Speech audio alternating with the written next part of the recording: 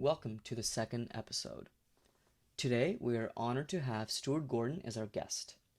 As a former mathematics teacher at the Wake Young Men's Leadership Academy, he left an indelible mark on many students, including myself, with his innovative teaching methods and genuine passion for education. Mr. Gordon used to make learning really fun, and today I also learned that he often adapted his teaching strategies to suit students with different learning styles. After teaching for nearly 10 years, Mr. Gordon is now on a new journey as the founder of an organization called Appointed to Lead that works closely with schools, universities, and corporations to implement leadership development programs. These programs are designed to cultivate the leadership potential of students, teachers, and working professionals and to equip them with the skills that are necessary to lead effectively. In the description below, you can go to appointedtolead.com and get a deeper insight on what it's all about. I'm truly grateful for all the lessons that I've learned from Mr. Gordon today, and I'm very confident that you will also find his insights invaluable. Uh, Mr. Gordon was a exceptional teacher in ninth and 10th grade, and one of the things that I absolutely loved is that it was his very first year of teaching. And to see that in his first year of teaching, he was almost, you were almost as good as a very seasoned for 4 or 5 years.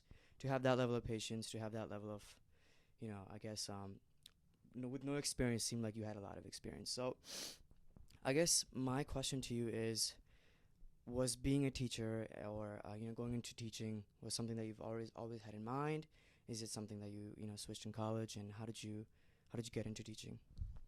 Yeah, it's a great question. So I'll kind of start that in with what I wanted to be when I grew up as a kid, right, which was an NBA basketball player.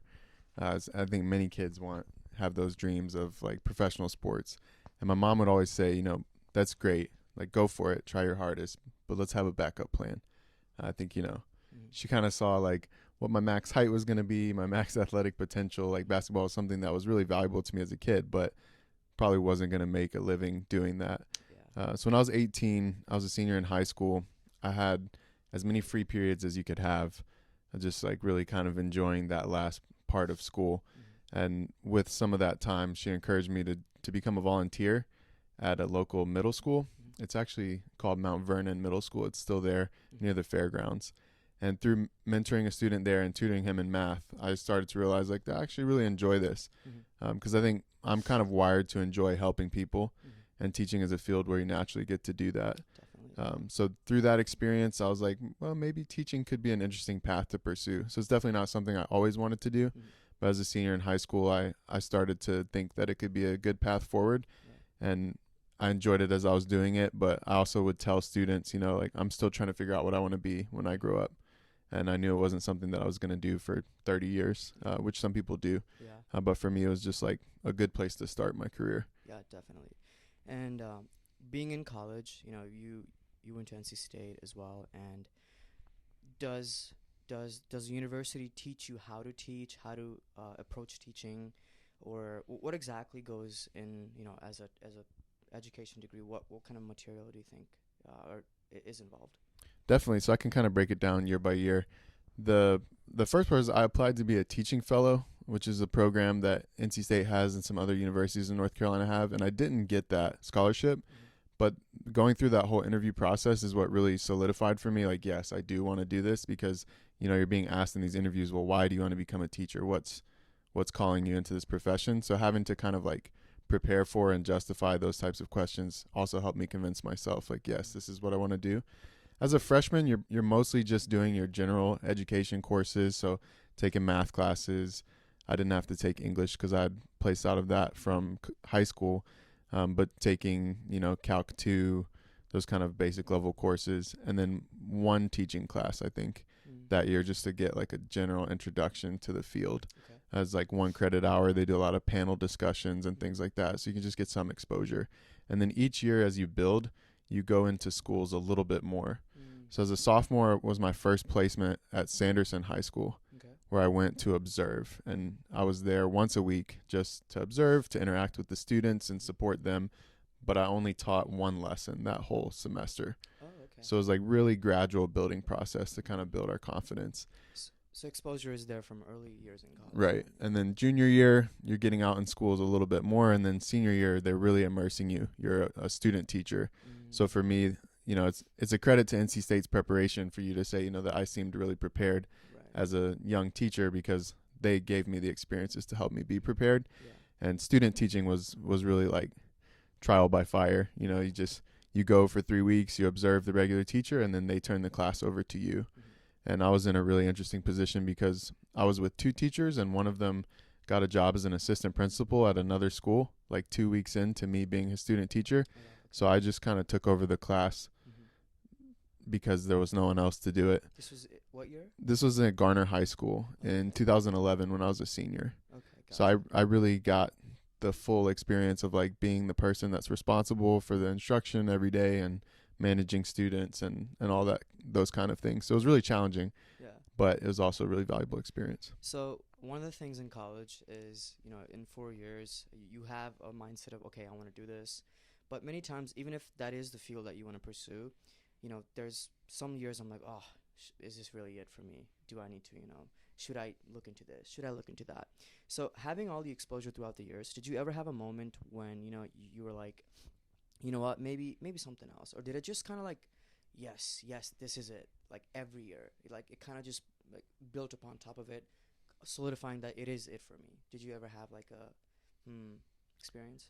Yeah, I think actually right before in the beginning when I was applying for a teaching fellows scholarship, I remember in the interview they said, "Do you have any questions for us?" And I think one of the reasons I probably didn't get that scholarship is because the question I asked was, "Did you ever question your decision to become a teacher?"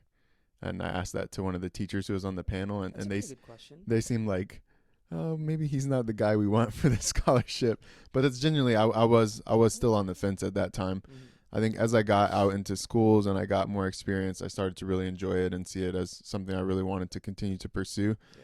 When I was a month away from graduating, like I had just completed student teaching, I'd say I did have a moment of like, oh, is this really where I want to go and what I want to do? And the other thing I was wrestling with was potentially becoming a pastor. So I was really involved with my church at that time and still am. But I had there was a viable path for me to pursue being a pastor within that church. So there was kind of like a week there where I was really weighing the decision of like, well, I've gone to 4 years of school to be a teacher. Do I do that or do I try this other path?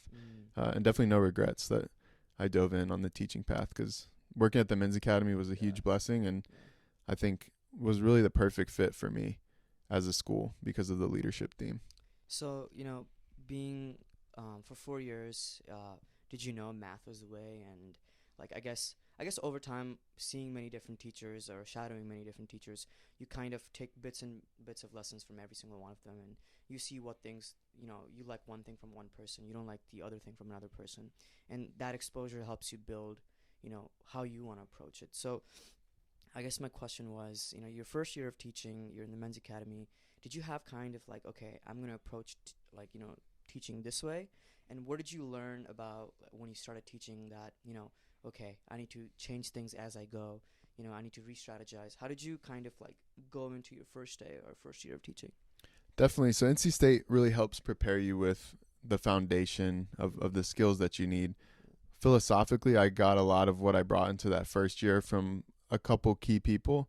So you had Mr. Ziegler, right? English teacher. Yes. Yeah, he was a big mentor for me. Mr. Pettiford, Mr. Snow, and Mr. Bransom, who was a science teacher in the beginning. Was Mr. Ziegler, was that his first year teaching as well? Or? No, that was like his eighth. Oh, so I was the only Okay. first year teacher on the team, and everyone else had a little more experience. So they all really mentored me, and I got like little tidbits from each of them. But I had been fortunate enough to go to a week-long training with Wake County math before I started, and there was a couple people there. Lauren Brooks is one of them. Her name's now Lauren Balcom. She got married. But she really inspired me as far as like creating a collaborative culture in the classroom and giving me a lot of tools to make that possible. Okay. So that really got me bought into like, okay, I want my class to be in groups. I want students to always be discussing, collaborating. I don't want to be just like a super traditional math instructor where I give you the notes and you take the notes and then we take a quiz. I wanted it to be much more collaborative and interactive. Yeah, definitely. And our school was also fairly new at that point, and any organization, any school, anything at an early stage, there's a lot of like things are not perfectly placed, things are not organized, things are messy, right? For sure. So and when that happens, like it affects people, it affects teachers, affects students, and there's a lot of retention. There's a lot of teachers leaving, kids leaving.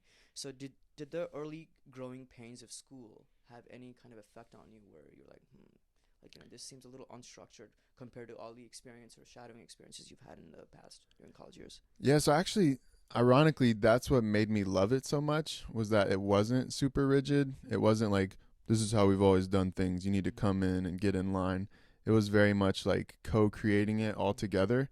And with the students as well, like I had a really special bond with students in those early years because they could see like we're all figuring this out together. Yeah. And we all have a voice in how this school is going to look and what it's going to be like. Like we just talked about with the dress code change. Right. That was the second year of the school. Students pushed that change, and now it's still that way 10 years later. Yeah. So that was really fun for me, and I really enjoyed being able to be a part of those conversations of like determining what the vision of the school is going to be like. And I think Mr. Solomon did an awesome job of kind of having a framework, but then empowering teachers to also make it their own. Yeah. Uh, And I think like you said, right, like the school is fairly small, the school is fairly young, and just being in part of that environment, I remember early years of men's academy, I always looked at my other friends who went to like traditional high schools, like maybe I should, maybe I should have done that, but my parents are not gonna allow, so I'm stuck here. Like I had that I'm stuck here mindset being Right. there. But that small school environment taught me one thing is that being in a small circle, you get to know a lot of people very closely, right? And like I pretty much know all of my friends in my grade, and that's not something that my traditional high school friends can say, that they know everybody in ninth grade or they knew everybody in 10th grade. And being in a small environment or a small organization like that as well, you can have a direct impact on the school itself, right? Versus like being in a much bigger place, your voice doesn't weigh as much as your voice would weigh Right. in a small organization. So another thing is, I guess, uh, how did you, being in a class, there's very diverse kids from very different background from all over the place. Some kids who love math, some kids, they don't like math as much, and some kids are stubborn, some kids are, there's very different backgrounds, different kids. How do you, and for you to be frustrated, it's natural. It's only, but how did you maintain that, I guess, like the composure? How did you approach, because I don't remember angry Mr. Gordon at all, right? I don't remember you mad at any point. And I guess how did you look at it in a way where you were able to keep your composure and strategize to make sure that all kids are learning despite their background? Yeah, so that's an interesting question. It's something I really pride myself on, is that like I'm a pretty level-headed, calm person. So I think every teacher has to kind of find their classroom personality, right? There are some teachers who like can go high emotion and use intensity to like motivate their students. And sometimes you can go too far with that as well. But for me, I just know that's not my personality. So like my personality is to be try to maintain the calm, stay composed, like you're saying. What really helped me is having that collaborative approach to the classroom, being able to rely on those students that were highly motivated in math and had that confidence to empower them to share that with others. And I think I was probably my second year teaching when I realized, like, if it's only up to me, like me as the one math teacher with 20 to 25 students in the room, to make sure that everyone gets everything, there's not much chance of that happening. Right. But if I do the best that I can to kind of launch conversations and be the guide and make sure that everyone has the structure to succeed, students can help each other, they can build relationships, those relationships lead to study groups, and I'm still a key part of that process, but it doesn't all begin and end with me. And that was a really valuable realization, is to see that like it's okay to rely on other people and to rely on students to help their peers. And that's something that like I loved about the culture of the Men's Academy, is that, like you said, everyone knows everyone. And whereas in a traditional school, there's going to be a lot of diversity, but sometimes students aren't going to seek out relationships with people from different backgrounds, because there's also going to be a large population of students that come from the same background as them, so you can tend to like cluster together. Yeah. Whereas at the men's academy, you just don't have that option. So everyone bonds, everyone becomes friends, and I think there's a much greater diversity of relationships, which I really loved about the school. Yeah, I absolutely love how you said that you depend on the kids themselves as well to make sure that they're doing really good. And I think I never looked at it that way. I thought that the teacher had a plan, and that plan needs to go from A to Z, and that's the way to implement like or increase the odds of success or increase the odds of as many A's as possible.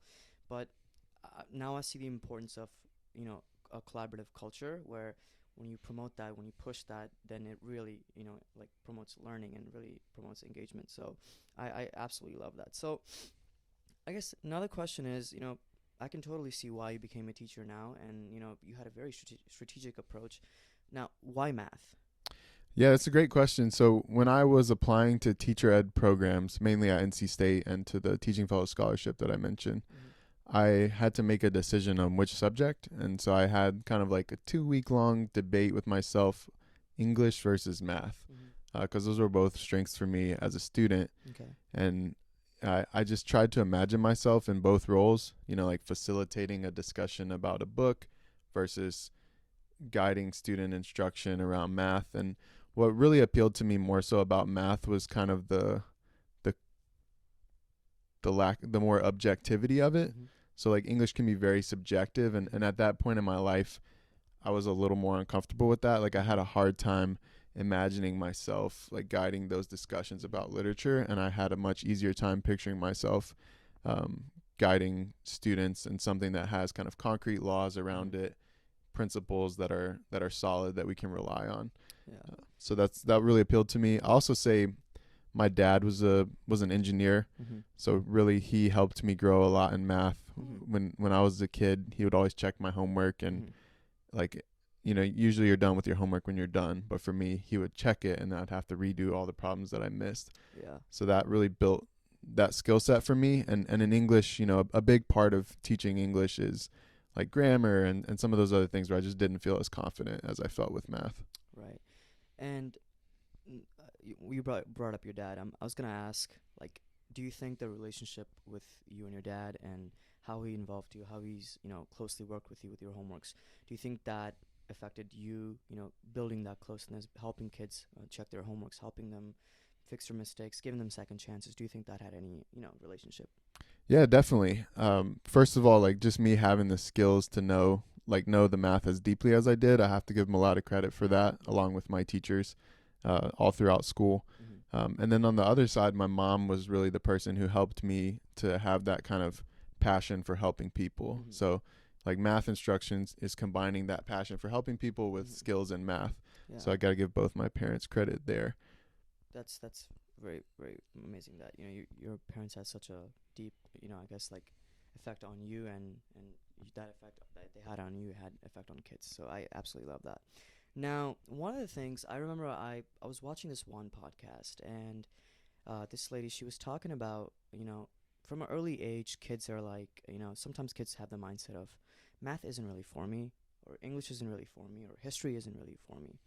And she made a remark that sometimes things like that can really stem off from like a small remark from one person, like like you got this wrong, like go away, or like maybe math isn't for you, maybe even from parents or teachers or friends, those can have an indirect effect, and the next time the person approaches math, they're like, you know what, maybe this is not for me. So that kind of that mindset alone like stacks on top of each other, and then later down the road they're completely believe that becomes their thing, that math is not for them. So how do you think like, I guess like I want to touch on the importance of math and the mindset alone from a young age. How do you think that a student or teacher can, I guess, approach that when students have the feeling of math isn't really for me? Definitely. It's a really good point. I would say the number one key to being able to learn in math is to have confidence and just belief that you can do it, that like it's something that as you practice it, you'll grow at it. And, I believe that for any subject, and in what I'm doing now, the same is true for leadership. Like I can be an effective leader if I learn and grow. I'm not there yet, but I can get there. And that's the same with math. A lot of times, interestingly enough, there's a lady, Carol Dweck, that does a lot of research on this. on mindset, and there's kind of two mindsets: fixed mindset versus growth mindset. Mm-hmm. So a fixed mindset says like, I'm just bad at math, Right. whereas a growth mindset says like, I'm struggling in these areas, but with work I can improve. Mm-hmm. And then there's another person out of Stanford, I'm forgetting her name, but she did a lot of research into math confidence, Mm-hmm. and she found that a lot of it stems from third grade often, and like times tables and negative experiences with times tables, Okay. and kind of like that pressure of having to get up in front of the room. Mm-hmm. And so she really advocates for changing the way that we teach that in elementary school, Mm-hmm. because like you said, if you have one teacher along the journey that says like, oh, this isn't for you, and you internalize that, well now you're going into every math class that you take from then on at a disadvantage. Exactly. Yeah. And the one thing that helped me the most with that is just being able to recognize that. And there's a teaching in the realm of psychology that I'm familiar with. It's called the belief experience expectation cycle. Mm-hmm. So what you're talking about is you have this experience, like a teacher says maybe math isn't the path for you, or you get in front of the class to do times tables Mm-hmm. and you just freeze. Yeah. And there's this anxiety associated with math now. Mm-hmm. And that experience creates a belief, and the belief might be, I'm just not a math student. Right. Right. So we can't change our experiences, but we can change our beliefs. So I would really intentionally work with students, like when I identified that they had a self-limiting belief Mm-hmm. about math, to just kind of call that out and be like, hey, it seems like maybe you don't think that you can be successful in this class, and to help them kind of change that belief. Mm-hmm. Because once you change your belief, now you have new experiences where you're like, oh, I am growing, I am improving. Right. And then that changes the cycle. Yeah, the thing is, like, all the realizations that I have now, sometimes I wish I had these realizations when I was young, so Right. that way I could look at things differently. So how do you approach that, right? Like now, one of the things I remember growing up in high school was that, I was like, for me, history wasn't for me. That's the one way I've always looked at. History's not really for me. I don't really like history. I think it's pointless, and I can't like pinpoint what the root cause of that was. But I think if I had that, like, what, maybe I need to approach history differently. I think that would have helped me take a different approach in history. And now I'm looking at it that way. And now I'm making myself watch some of these like World War II documentaries, and I'm kind of like relearning everything that I feel like I didn't really like catch a lot during high school, right? So what do you think schools need to do, and what do you think teachers need to do in order to approach that and help kids have that growth mindset? Because it looks like a fixed mindset and growth mindset, those having a growth mindset can take someone very far, right? So how can school and administration can approach that, and how can teachers approach that to help kids? Great question. The first way that comes to mind, I think, is just in the way that you approach grading and evaluation. Mm-hmm. There's a lot of conversations out there in schools about, like, is the A, B, C, D grading system really the best way forward? And I know some teachers. Paul Cancelleri is someone. He's at Durant Road Middle School now, I think, Okay. or actually Rolesville Middle School. He's been at both. And then there's another friend of mine at Ravenscroft, Renee Cholkar, and they're doing standards-based grading. And I never made that jump because I didn't feel like I knew enough. Standard-based grading, what is that? Right. So it's essentially like you have 50 standards that you need to cover in a course, or 50 skills that need to be developed. And you're evaluated on those 50 skills on like a 3-point scale. Like you've met that skill, you've exceeded that skill, or you're still working towards that skill. Teachers evaluated or students are evaluated? So students would be evaluated that way, okay. and they would evaluate themselves. And I like that approach because it really promotes, like, instead of just being like, oh, I'm a C student, you really get to see like, well, I'm exceeding in these 10 skills. I still need to meet these 5 skills, and I've met these other 10. So it really helps you to see like it's not an all or nothing thing. You're going to be strong in some areas, you're going to still need work in other areas. Like with most of the math classes I taught, it was a mix of algebra, geometry, and statistics. So some students would really excel in statistics units, they'd have difficulty with algebra, or someone would excel in algebra and have difficulty with geometry. Yeah. And if you're using more of a standards-based approach, it helps students with their confidence, I think. And that's something that I'd love to see expand in more schools and in the way that we evaluate, because I think kind of the ABC system can really turn some students off. Yeah, definitely. And with that, right, like being able to change the standard system versus the ABC system. Well, now, as a teacher, in a public school system, where a lot of the stuff that you have to teach, correct me if I'm wrong, but it comes from the higher ups, from the county itself. Like, you need to teach this, you need to teach that. It needs to be this way, it needs to be that way. It doesn't give you a lot of flexibility. So, how can a teacher work with the system, right? And how can a teacher try to change the system as well? So, it's a two-part question. Yeah. So great question again. You're familiar with the 5 leadership practices that we taught at the school. Mm-hmm. So challenge the process, I think, is the one that really fits with this question. We all have constraints in our lives that, Right. we live in a nation that has laws. If we move to a different nation, it would have different laws. And we have to live within those constraints. The same is true for a teacher.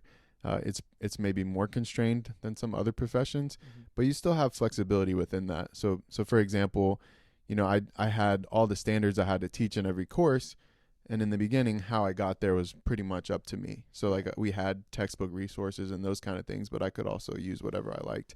They've changed a little bit in Wake County over the last few years, and you've probably seen it in the news, like with the MVP curriculum and parent pushback against that, where it's kind of gone towards a more scripted approach in a sense. Not scripted, but like, here's the resource that you should be using each day. And that was a bit of a turnoff for me, because I really enjoyed the design process of figuring out like what's going to be the best way to teach each of these skills to my students. But I was fortunate that I always had principals who allowed me the freedom to make those decisions for my class. Okay. So when MVP was rolled out, I used it when I felt like it was the best tool. And when I felt like I had better options, I would use those options. So could you tell me the MVP approach? Because I don't think I know much about what. Right. Yeah. So that was after you had left and graduated. It's a curriculum resource. It's called the Mathematics Vision Project, and it's a nice resource. It's really geared towards collaborative learning and kind of students taking on challenges and then drawing the math out of those challenges. And it's a lot based on, just solving a problem. So like you're presented with a problem and you have to figure out the math that helps you solve that problem, and then you kind of draw out the like key skills from that. Okay. And it's a valuable tool, but I never wanted to rely on just one tool as a teacher. Like I don't want to just be using Core Plus, which is the books that we had, or I don't want to just be using MVP. I want to mix and match and get the things that I think are going to best resonate with my students. And, being at the Men's Academy, there might be a whole set of lessons I designed that are going to resonate that wouldn't work as well in another setting. And in another setting, like I did some summer school at Millbrook High School, I need to tweak things and change things to fit that group of students better. Okay, gotcha. So was the county saying that MVP is the sole resource that you should use? Was that the reason why they were getting pushbacks, or? Yeah, they were pretty much encouraging all teachers to use that as the primary resource. I think the big challenge was that some principals took that as like the law, like you must absolutely use this all the time. And the other principals were like, yeah, use it as your primary resource, which is good. It's good to have a primary resource that you can refer to as a teacher. And they do have a lot of nice stuff like teacher guides and videos, all these helpful things. But also as a teacher, you need that flexibility to make decisions for your students. Yeah. So rather than using just that 100% of the time, depending on the class, Math 2, Math 3, I would use it 60% of the time and supplement with other stuff the other 40% of the time. Gotcha. Yeah. So I definitely like the fact that, one point you brought up is that you like to have access to many different resources and you don't want to rely on one thing, which brings up our next point is that, not all kids are going to learn in one way either, right? Different kids have different learning process. Some kids may be more of a visual learner. Some kids, may not be more of a visual learner. They need a different type of approach. So, how did you approach that? How did you approach being able to help kids who have different ways of learning and different speed of learning? And how do you, be there for those kids and make sure that all the kids are successful? So I think the hardest part of that is the speed of learning. There is a lot of pressure as a teacher of like, you have to get to this point by December, for a semester class that starts in August, ends in December, or starts in January, ends in May. There's that pressure. It's always in the back of your mind of like, are we keeping up with pace? I had a really good conversation with Mr. Solomon, my first principal, my third year of teaching. And I was like, Mr. Solomon, with this group that I'm working with, I don't see any way that we're going to cover all these things that we're supposed to. Mm. And he told me it's better to cover 70% of the material in really good depth that the students understand it for the most part Mm-hmm. than to cover 100% of the material and only 20% of the students really understand it. Yeah. So I really learned then to kind of pick and choose, Mm-hmm. okay, what are the most important things, like the skills that these students will really need for their future? Mm-hmm. And then what are kind of like the fringe things that like would be nice to get to if we have time, Mm-hmm. but if we don't get to them, it's going to be okay. It's not going to mess up somebody's future opportunities. Okay, gotcha. So, what it sounds like is with whatever material you have to cover, you have a lot of flexibility in terms of I want to teach this first, I want to teach that first. So that's something I wasn't aware of. I thought that it was like here's this, complete this by the end. And now I also see why Mr. Solomon was such a great principal because I mean he could have very well just said 100% whatever amount of whatever is there is there, but the fact that even if you can't finish everything, like that's amazing that he was able to give you that flexibility and give you that ability to pick and choose however you wanted to approach it. So And then the second part, you mentioned learning styles. mm-hmm. I felt like the best way for me to help all students was to present a variety of lessons. Mm-hmm. So, one day we're doing a collaborative challenge based on a real world scenario. Mm-hmm. And we're kind of, everybody's approaching that challenge, trying to figure out their way through it. And then we're having a discussion on the back end. Mm-hmm. Some other days we're going into Khan Academy and doing like that kind of skill practice where you're getting the immediate feedback. And some students really enjoy the technology based learning. Mm-hmm. Some classes we're using Desmos. Some classes we're using algebraic approaches and drawing on the big whiteboards or on the desks. Mm-hmm. Sometimes we're playing basketball. Mm-hmm. So I just try to mix it up and have a lot of variety. So Mm-hmm. the hope with that is that every student in a week is going to have at least one lesson that really resonates with them. Yeah. So like some students might not have enjoyed basketball, Mm-hmm. but they still did it and they still learned on those days. Whereas like some students are just waiting, like, when are we going to play basketball? I can't wait for the next time we play basketball. And that's what keeps them excited about the class.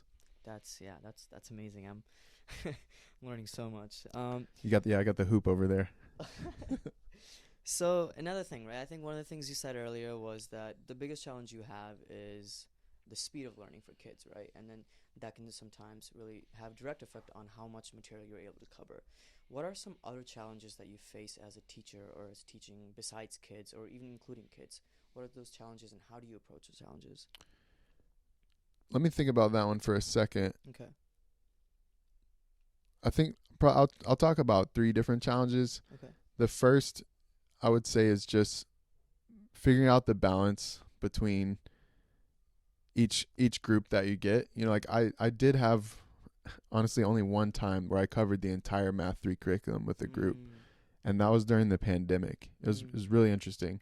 There's this something about that group of 20 students that I had. Uh-huh. They really enjoyed the virtual learning process, and it worked really well for them. So like I would teach for 40 minutes out of the 90 minutes that we had scheduled. Uh-huh. And then the students who got it and felt good, they would go and have free time before their next class because they're at home Mm-hmm. on virtual learning.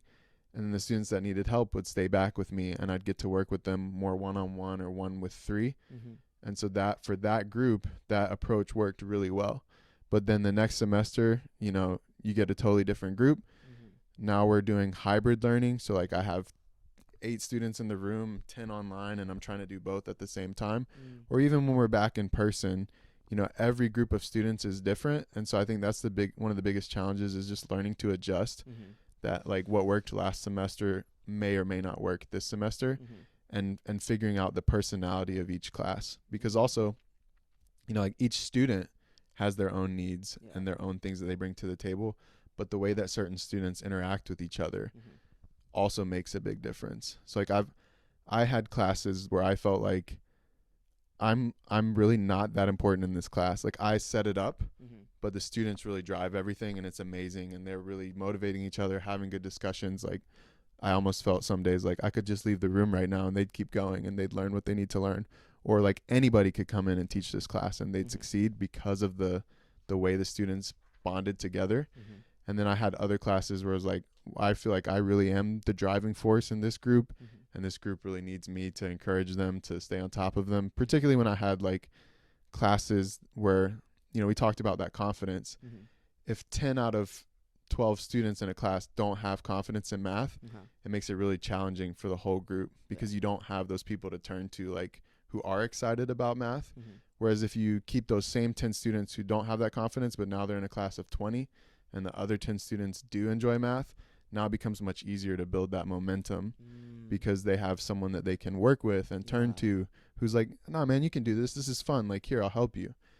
So it's always small things like that, too, right, that, you know. That taught me a lot. Like, I'm really against kind of this philosophy of tracking students, which it happens a lot in traditional schools. You'll kind of see, like, students get pegged for an honors track or an academic track, and I think that can really limit their opportunities because I've seen at the men's academy students who wouldn't have been honors students at their traditional high school, they got that opportunity and they really shined and they grew because they got that chance. So I hate that in some situations students are denied that opportunity. And that kind of process is one I'd love to see change in education. Definitely. And one thing that really stood out to me of what you said is that in a 90-minute class, the first 40 minutes you teach, they learn, and whoever needs help stays longer. Whoever doesn't, they have, you know, room to do whatever they want.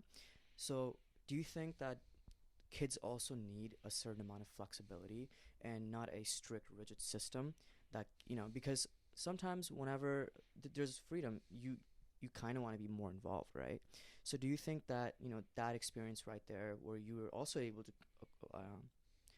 finish all the 20 materials, I think you said, all the entire material, do you think that giving them that flexibility also helped you be able to complete everything that you were supposed to that year? Yeah, definitely. And it was only possible because of the virtual learning situation and the fact that students were at home. So, like, in a regular setting where we're in person, I think it would be nice to be able to offer more flexibility, but everyone has to stay in the same room for those 90 minutes. So it's not really feasible because if I try to be like, okay, the 15 of you that feel confident, you can do whatever you want now. Well, now they're distracting the people that need help. So it's just not really feasible. So to offer that in person, you would have to really structure the whole school setting in a different way. And there are a lot of people out there like having those conversations, looking at the school system in general, which goes back to your other question of like, how much can you change the system? And, you know, I feel like you have a good amount of flexibility, but ultimately you are tied to decisions that are made above you in any school system.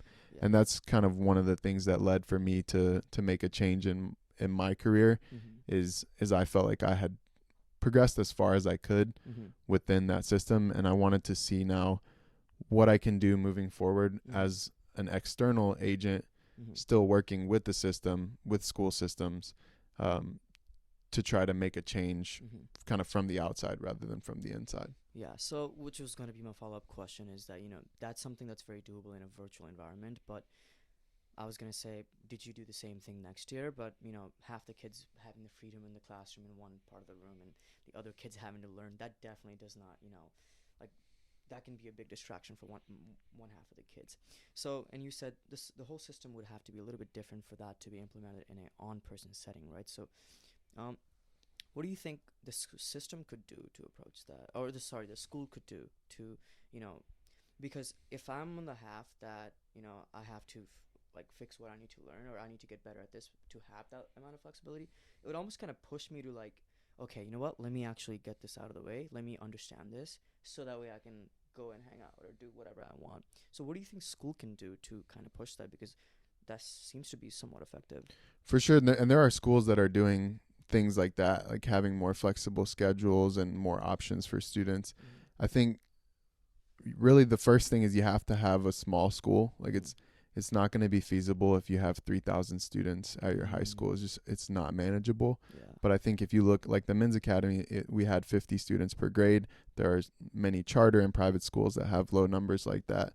So when you do have that kind of really manageable student population in terms of size, you could have just kind of like you bake it into the schedule, you know, like at this time you can be either getting help with classes or going to these enrichment opportunities and kind of structuring it into the culture of the school. I don't have any expertise in that. I'm just kind of brainstorming, you know, like what would be possible.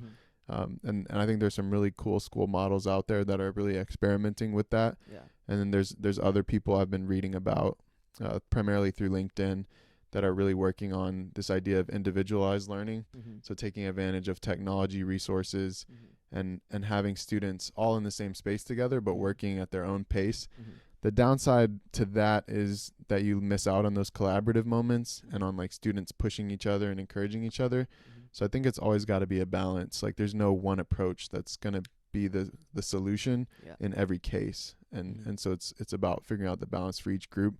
On a bigger level, like what can school systems do? Mhm. My personal belief is that the most important thing school systems can do is to empower individuals. So like empower principals to make decisions that fit their school the best.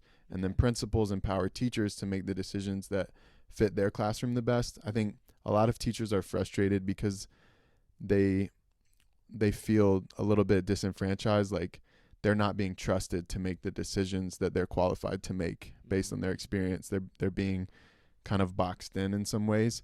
And then also I think a lot of teachers have difficulty with the public perception of what a teacher is and does. Mm. Um, when I first started getting on LinkedIn, when I was a teacher, I had no time to be on LinkedIn. Mhm.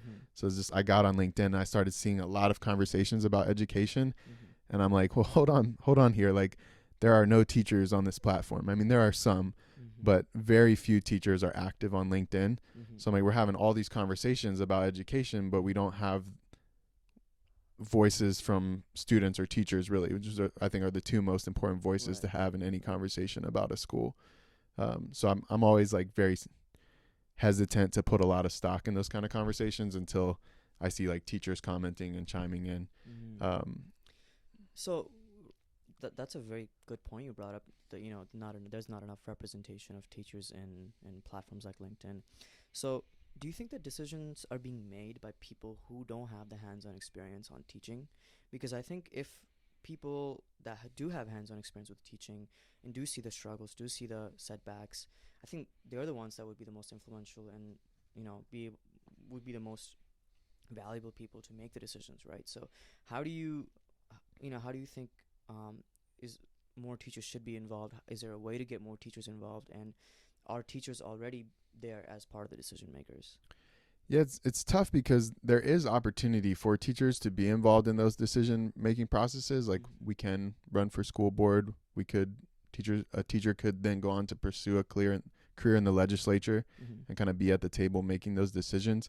Mm-hmm. It just doesn't always happen that way. So Mm-hmm. a lot of times in public education, policy comes from the government, the state government, Mm-hmm. or even the federal government in some cases, and those people making those decisions don't always have experience in the classroom. Yeah. And I would say, you know, I don't really see that system changing very easily Yeah. because we're talking about changing the entire structure of our government in that Exactly. case. Yeah. So what would be reasonable is to expect legislatures to spend time in schools. And this is my kind of soapbox thing is like if you're a person that has strong opinions about schools, go visit one. Yeah. Like give 1 hour a month at least to go Mm-hmm. be in a school, be a part of that environment Mm-hmm. before you just criticize it from the outside. Yeah. Like go Very true. volunteer at your child's school, Mm-hmm. spend an hour a month there, and you'll learn so much. Mm-hmm. And you'll see like, oh wow, it's maybe not as easy as I thought it was, Mm-hmm. or the answers aren't as black and white as I thought it was. Like it's really complex. Yeah.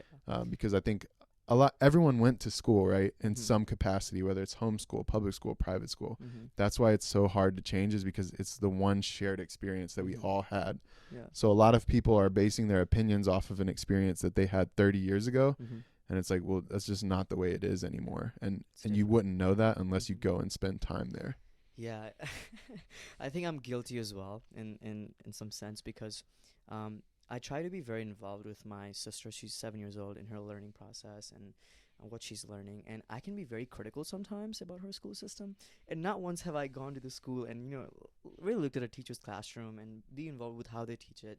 So that's I wanted this podcast to be a takeaway for aspiring teachers or people in the education industry or who are decision makers, but I'm so glad because there's so many takeaways for parents, takeaway for regular people that like look into schools. So I guess the next thing that I want to touch on again is the influence of technology in learning.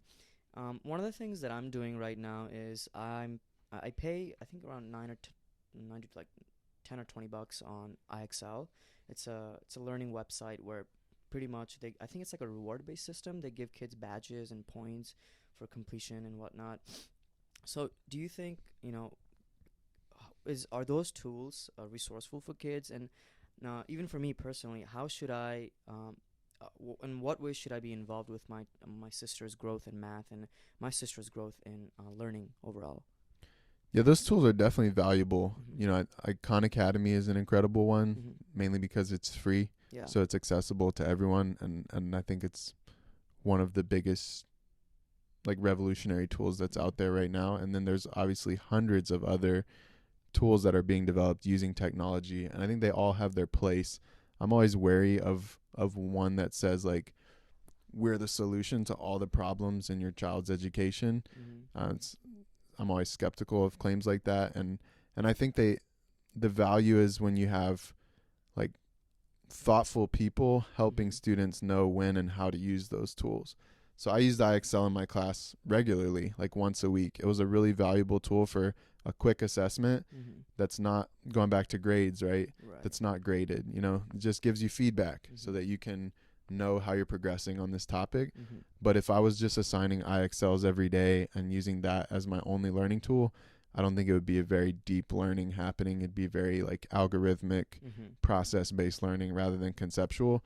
So with when working with like a sibling or helping your child, if you're a parent, Hmm. always keeping things in balance, Hmm. and trying to expose them to different tools and figuring out, you know, which ones help them the most. Hmm.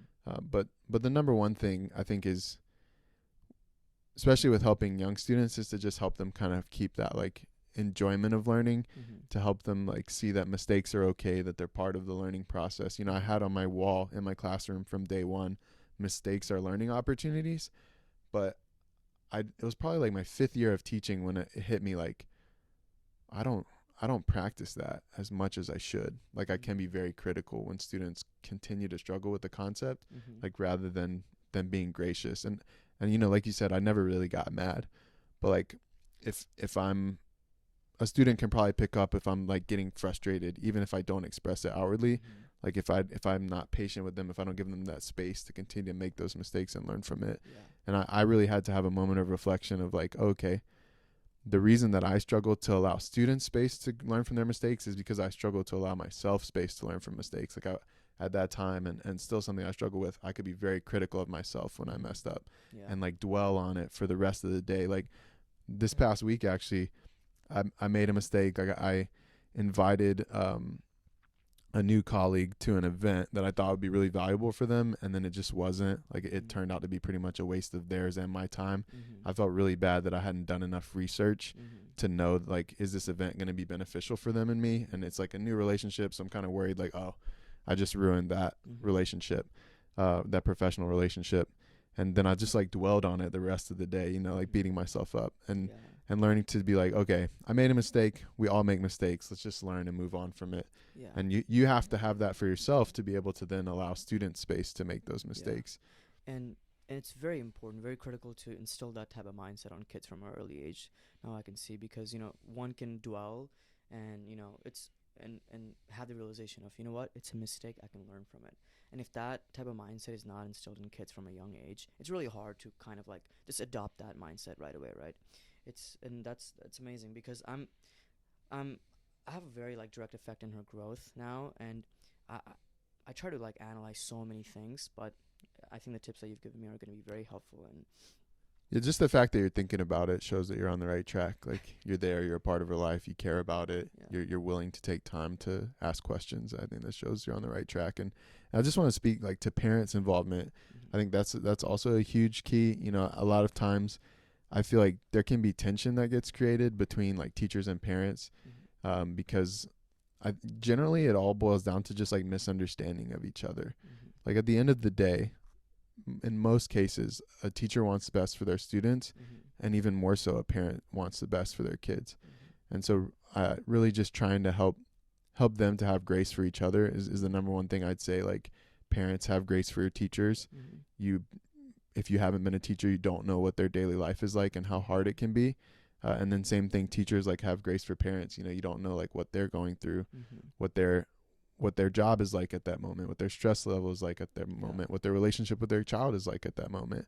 And so like really not making assumptions is really powerful. And, you know, funny story, I had a time where my daughter had just been born. So like my patience level was very low because I wasn't sleeping a lot. And I had this parent that I had to call because her son was in danger of failing. And so I made that call, and the parent got really upset with me. You know, like, there's only 1 week left in the quarter. You're telling me this now. Like said some really kind of harsh things. And my like normally, like you said, I'm a pretty patient guy. I don't really get angry. But in that moment, like my patience was just expired because like I've been sleeping 4 hours a night. And I said something like, I don't remember exactly what, but something fairly like witty, you know, like a little like zinger, like, well, if you stayed on top of him, you know, this wouldn't be a problem. Basically, like just blaming it all on her. And she hung up on me.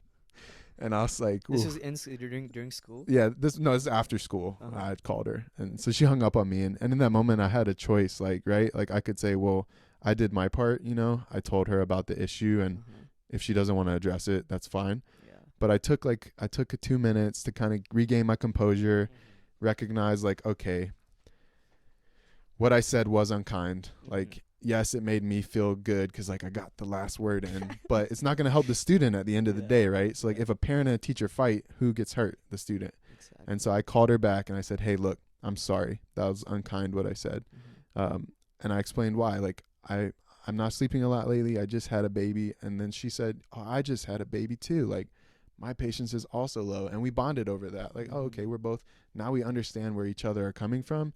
And then I said, really, my main goal in calling you is to help figure out how we can help your son. Yeah. And that was like, boom, all the walls fell down. Now we're on the same page. Like, yes, I made some mistakes by not contacting her sooner than the last week of the quarter. Right. And she made some mistakes by not checking up on her son's grades, which is a parental responsibility. But we can't fix those mistakes from the past. We can only move forward the best we can. Right. And we made up a plan for that last week of the quarter. Like, he's going to come work with me every day after school. And, you know, we became kind of allies in that journey for the rest of the semester. Yeah. Rather than, if I had never called her back, you know, now we're enemies. Now every interaction we have is probably going to be negative. And the person who's going to get hurt by that is going to be the student. Yeah. And all it took was that, you know what, let me put my ego aside. Let me put the fact that I need to have the last word aside, right? Yeah. And that mindset took you far, far away, and it took you very far, and took the parent very far. So that's amazing. And I don't think not a lot of people can do that, right? Like, they always want to be one step higher up than someone else. And when you just take that mindset away, that takes everyone very far. So that's amazing. I'm so glad you shared that. So. Yeah, thanks. Now, next thing that I want to dive into is leadership, right? So you started off at the Men's Academy, and earlier when I was driving here, I was thinking about asking, let me ask him, why didn't he leave Men's Academy and go somewhere else? But up until now, I already know why he didn't leave, right? Like, Mr. Solomon, the whole school being so helpful to you, giving you that flexibility. If I was in your position, I wouldn't have left either. So I'm not even gonna ask that question. So, do you think that I know that you've pursued your own organization, appointed to lead? So do you think that our school being so heavy on leadership and promoting leadership to kids and pushing them to be leaders, do you think that had a direct effect into you pursuing your organization? Absolutely, 100%. You know, I'm a product of my journey and of the people who have helped me along every step of my journey. So like I like to tell people my leadership journey began in the 2nd grade. You know, you mentioned those like hard things that people say to you that stick with you. I went away vacation for a week during school, and I came back, and my 2nd grade teacher was like, recess was a lot more peaceful when you weren't here. And that really hurt at the time. Like, years later, I reflected on it to realize like, oh, that means I was a leader in 2nd grade because I was the one that organized the football games.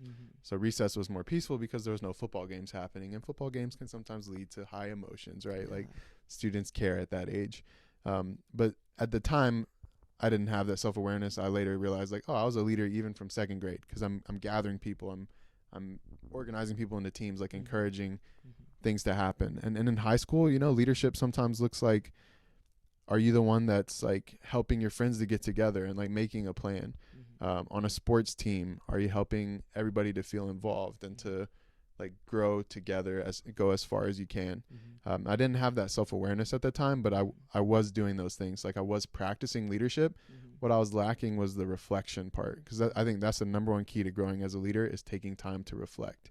So as a teacher, I would take every afternoon just like 5 minutes to process the day, like what went well, what could be better, how can we change going into tomorrow. A lot of times it's on the drive home that's happening.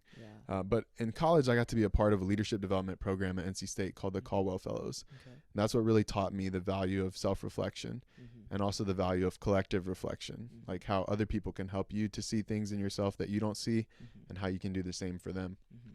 And that can help you grow as a leader. So that's why I say the Men's Academy was a perfect fit for me, because it's the Wake Young Men's Leadership Academy.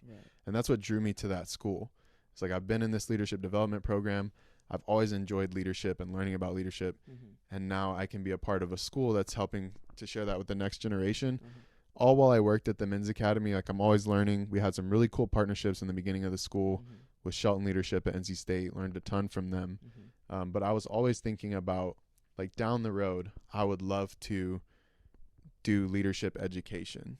Like if it had been possible for me to just be the leadership teacher at the Men's Academy, I probably would have stayed.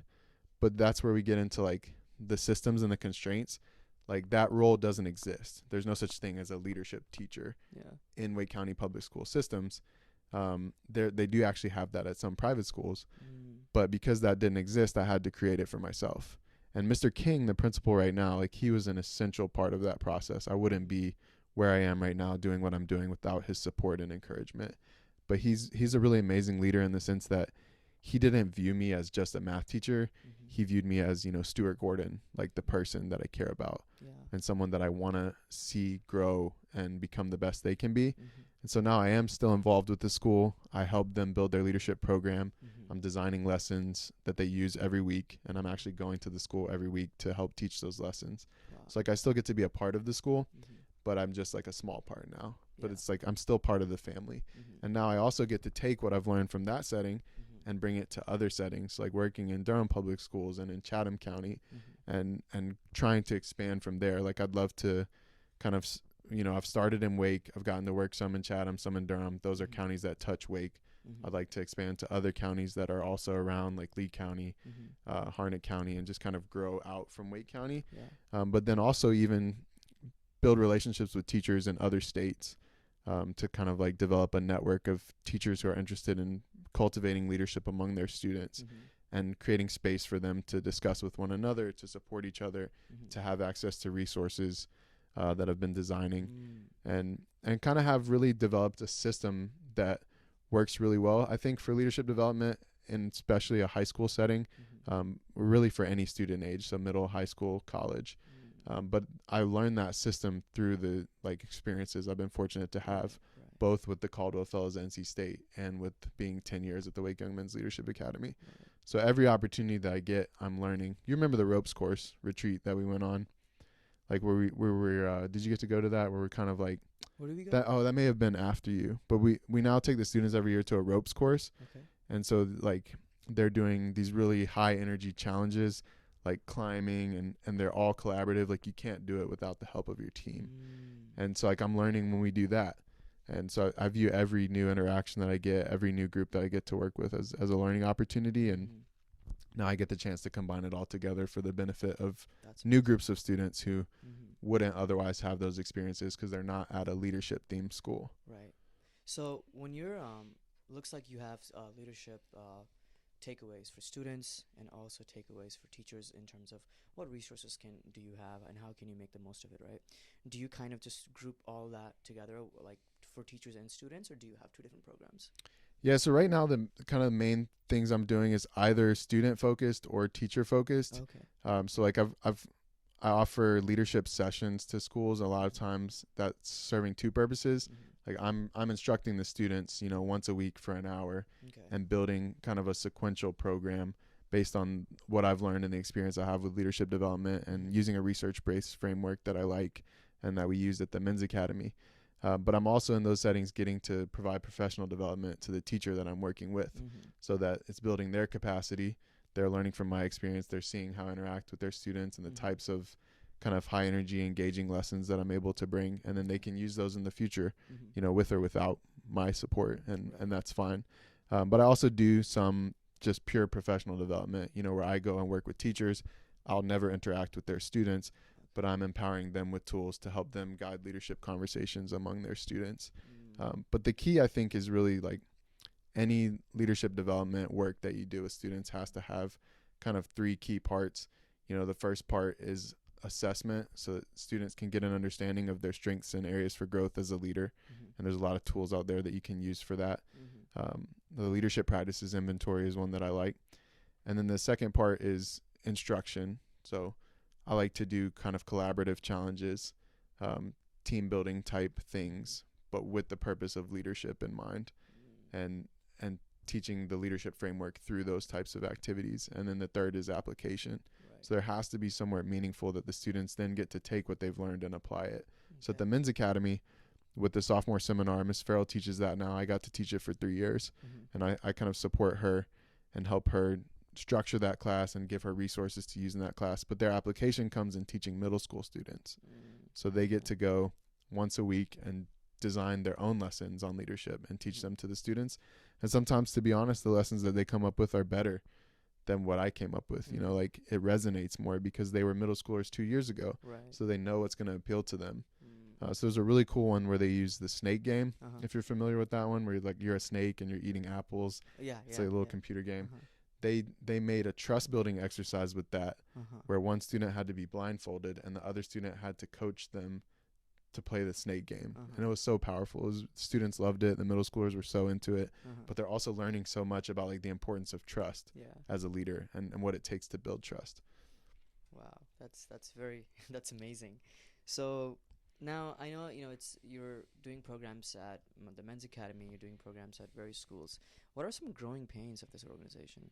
Yeah, that's a good question. I think the hardest part is learning to be comfortable with rejection. You know, that not everyone I meet is going to end up wanting to work with me, and that's okay, and not to take that personally. Because I think in the beginning, you know, I was like, everyone I met, I was like, oh, I'm so excited about this. And we only had an initial conversation about it. And generally everyone's going to be interested in the first conversation, or at least seem interested. But to learn that, like, because of a bunch of various factors, that might not always translate to partnership, and that's okay. And I'm learning a lot about patience. And, you know, being at a small school, you have a lot of influence. Like, if you need to get an answer from someone, you can just walk down to their room. You know, you don't have to have a ton of patience. But now I'm learning, like, sometimes I might reach out to a group and it might not be a good time for them. I might think that means they don't want to work with me at all. But then I hear back from them again 3 weeks later. And just learning to be patient, like, okay, I'll hear from them when it's a good time for them. And I can't really force the issue in that sense. So you work with schools, you work with teachers, students. Is your program also tailored for professionals outside the education industry? Yeah, definitely. So I also have kind of a component that's leadership coaching, and this is more for professionals. So I'm a trained leadership practices inventory coach, and that's a tool that's designed for business professionals. So it gives you 360 feedback in the 5 practices of exemplary leadership, which comes from a book called The Leadership Challenge. And they train people to be coaches with their instruments. So I went through that experience. But I've gotten the chance to work with actually a former student at the Men's Academy. He has his own business. So I got to coach 5 of his employees. And that was really cool. I mean, just really full circle moment. Like, I'm now working for one of my former students. John Paul Barrick. So, you know, really thankful for him for giving me the opportunity. Have some other businesses for this year, like this 2023, that are looking on bringing me on to do that. And it's just really nice. I would say I'm at my best there with, like, kind of the young professionals. So like 30 and under. I think sometimes when someone's older than me, it just creates a little bit of a barrier. I mean, I'm comfortable doing it, but a lot of times people aren't really comfortable with, like, what can I learn about leadership from this guy? You know, he is younger than me. And in some cases, like, oh, well, he was just a teacher, you know, like, which gets back to that perception. But I like to tell people, you know, for me to be your leadership coach, it doesn't mean I'm better at leadership than you. That's not at all what we're saying, but it does mean that I've been trained in how to help you reflect on your own leadership Mm. and to give you data and feedback to structure those conversations Mm-hmm. and to help you kind of find your path forward to grow as a leader. Okay. Like I could coach someone who's already a super effective leader and help them be better Mm-hmm. without myself ever having that experience that they have. You know, like with John Paul, Right. I would always tell him, you know, hey, I don't know much about cryptocurrency, right? I don't know much Right. about your industry, Uh-huh. but I know a lot about leadership Yeah. and the skills that it takes to grow. Right. And the number one thing is, you know, once you have that awareness, you have that feedback, Mm-hmm. now you know how to practice and grow. Just like if you're playing a sport, like a basketball, since that's what I'm most familiar with. Like Mm-hmm. if you know that the weakest part of your game is free throw shooting, Mm-hmm. well, now you can spend your time practicing free throw shooting Right. rather than practicing a bunch of 3-pointers when you're already good at that. Yeah. Yeah. Wow. Okay. So that's amazing. Now, are you like are you collecting like data of all the past places you've done or like organizations you worked with, and like how are you measuring your success with these organizations, and how are you using your data to, I guess, improve your future customers or future organizations? Yeah, it's a great question. It's hard sometimes with schools because some data that I'd like to collect, I don't have access to, like with privacy laws. Mm-hmm. So I have to, in situations where it's an enduring partnership, Mm-hmm. then yes, I'm able to collect data and feedbacks. Like with the Men's Academy Mm-hmm. students in the pilot program that we ran, I was able to find that their leadership skills grew by 22% Mm. for those 20 students that participated in the full pilot program. How did you collect like being able to say it's 22? I think you Right. said. So we use the leadership practices inventory, which is a leadership assessment. They took it at the beginning of the school year and then again at the end. Okay. So it was growth from their pre-assessment to their post-assessment. Okay. And then did the same thing with a school in Chatham County. Mm-hmm. And that one was only 7 weeks compared to 36 weeks at the Men's Academy. Mm-hmm. So it was much less time, but we still were able to show 7% growth for those students. So that whenever I can, whenever the partnership is long enough, Mm-hmm. I do like to measure that. Mm-hmm. You know, in some settings, I'm just going to kind of like inspire students or be like a guest speaker for like 2 hours. Mm-hmm. It's really difficult to measure Mm-hmm. the impact of that Right. other than to get stories Yeah. and Gotcha. kind of tell those stories. And then on the corporate side, I like to kind of ask each client, you know, like what is success in this project going to look like for you? You know, like how That's a can we great measure it? question. Yeah. You know, so is it going to be how long these employees stay here, Mm-hmm. how productive they are, how are you going to measure what productivity looks like? Mm-hmm. So it's kind of really on a case by case basis. Mm-hmm. And I still have a lot to learn Yeah. in that area because Yeah. it's pretty new for me. Yeah. Wow. Wow. Today's been. I did not expect to learn this much from you, Mr. Gordon. I'm amazed. This is amazing. So I guess another thing that I was gonna ask is like takeaways, right? There's a lot of aspiring teachers. There's a lot of um, existing teachers, parents, students, kids, right? What takeaways do you think, or like what advice do you give them in terms of from education perspective, and how do you keep learning? How do you not, get discouraged from certain things? And, I think the biggest thing is having a growth mindset was one of the things that you brought up today. Definitely. So what other takeaways do you think, do you recommend those very people from a school or education perspective? Yeah, I guess I can kind of speak to each audience. Like Mm-hmm. for students, it's just like don't limit yourself. Mm-hmm. You know, if there's something you're interested in learning about and growing in, whether it's math or leadership or history or anything, like don't limit yourself. Just kind of start with that belief. Like Mm-hmm.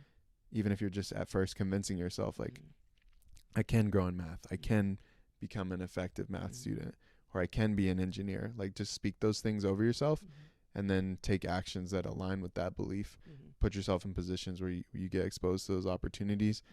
For people who are looking at supporting students, Mm-hmm. I think the number one takeaway is that just like your time matters more than anything. Mm-hmm. Like everybody could take time to go to a school once a month. Mm-hmm. Or if you have more time, like if you can give once a week to be a mentor Mm-hmm. to someone in a school, you can change someone's life through that. And that's how my journey started. I was just a mentor once a week Mm-hmm. to a student, and I realized like, oh, this is what I want to do for my career at first. I want to Yeah. be a math teacher.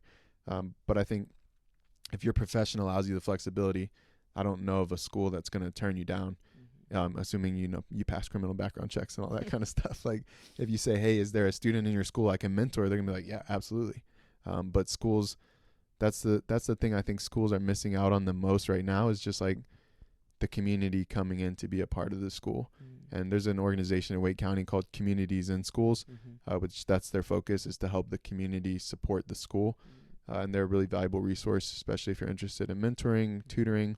They gather students in after school programs, and a lot of professionals like at SAS and other places are a big part of their network, and they go in and work with their students. So can individuals be involved, or is it more of like organizations get involved? Individuals can be, yeah, absolutely. If you check out ciswake.org, there's opportunities there to sign up as a mentor, as a volunteer. And then if you're close to a school, or if your child's at a school, you can just reach out to that school directly, like to their counselor is probably the best point of contact. And you can get plugged in with volunteer opportunities, or the schools are always looking for ways to get parents to come speak or be a part of career days, different things like that. So your time is, I think, the most valuable resource that people can give to the next generation. Definitely. The smallest thing you say to someone, smallest time you give someone can sometimes have a massive impact in their lives, like you said. And I went back to the men's academy, I think a month ago, and coming into college, like I looked back like, wow, I'm so glad I did this. And there were also so many moments of, wow, I should have done this differently. And I really wanted to go back and tell the 10th graders, hey, like, look, the fact that you have early college ahead of you and being able to take advantage of that is insane. And this is how you need to do it. And I was very lucky to, Miss Dixon gave me the opportunity to go back and talk to her kids. And I was so happy that I was able to, at least have maybe half or even one takeaway from what I said. So I'll definitely be, I'll go to the link that you provided, or whenever you send it to me, and I'll try to be even more involved with the community and the schools. So I'm looking forward to that. Yeah, and thank you for doing that. It's really awesome for me to get to see you at this point in your life. Like a lot of times as teachers, it can be hard because you put in a lot of effort, you sow a lot of seeds in 9th and 10th grade or 11th and 12th grade, and then you may never see those people again. So you don't always get to know, like, whatever happened to that person, like we worked so hard. Did they find success in life? So to be able to see, like, know you as I did as a 9th and 10th grader, to see you now, like, succeeding in your career, working on a passion project, doing this podcast on the side, like, that's really encouraging to me, to see, like, I got to play some small part in your development, and now you're out here making a difference in the community, but also just making a life for yourself, and enjoying what you're doing. And that's really encouraging. The more that teachers get to see. That's why I actually do encourage teachers to be on LinkedIn, because that's the one place where you can connect with former students and see, like, oh, wow, this is what he does for a career now. That's so cool. But it's just sometimes, like I said, they just don't have a ton of time. And a ton of time, and sometimes the awareness is also not there. So I think your leadership program and these are the things that bring the awareness to teachers and bring the awareness to students. So, well, thank you so much, Mr. Gordon. This has been an amazing session, and I'm really happy that I came to talk to you, and I hope we can keep doing this. And another thing is, if there's any way that I can, I love your vision. I love what you're doing, and I love, what you want to do for education overall and leadership. If there's any way that I can be involved in helping you and helping your business grow, I would be more than happy to give you any time that I have. So yeah, I'll mention one thing, just like for the audience that's listening or watching. Following at Appointed to Lead on Instagram is helpful, just so you can stay plugged in with what we're doing. And then if you have a school that you're interested in, like maybe they would like to have leadership development for their students, particularly if it's in North Carolina. Even if it's not, just you can reach out, www.appointedtolead.com. We have a contact form for people who are interested, at any level, whether it's a parent, principal, student. They can fill out that form, and we'll follow up with them to try to get connected with their school. That's awesome. I'll also provide all the links and everything about your business on the description as well. So thank you, Mr. Gordon. This was amazing. I loved it. Thank you so much. Awesome. Thanks, Rojal.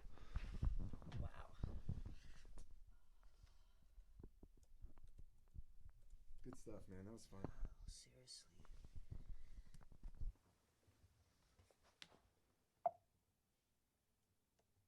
You can meet my kids now. They're probably awake. I really hope this computer going screensaver mode didn't